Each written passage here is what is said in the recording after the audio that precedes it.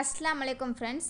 அன்னை ஆயிஷா ரலியல்லாஹு அன்ஹா அவர்கள் அறிவிப்பதாவது, வானத்தில் மேக கூட்டங்கள் சூழ்ந்தாலும் காற்று வேகமாக வீச ஆரம்பித்தாலும் நபி ஸல்லல்லாஹு அலைஹி வஸல்லம் அவர்களின் ஒளி பொருந்திய முகத்தில் அச்சத்தின் அடையாளம் பிரதிபலிக்கும். திருமுகத்தின் நிறம் மாறிவிடும். அச்சத்தின் காரணத்தால் வீட்டுக்குள் வருவதும் செல்வதுமாக இருப்பார்கள். பின்வரும் துஆவை ஓதுவார்கள். யா அல்லாஹ், நிச்சயமாக நான் இந்த காற்றின் நன்மையையும் இதன் மூலம் ஏற்படும் நன்மையையும் இது எதற்காக அனுப்பப்பட்டதோ அதன் நன்மையையும் உன்னிடம் நான் வேண்டுகின்றேன்.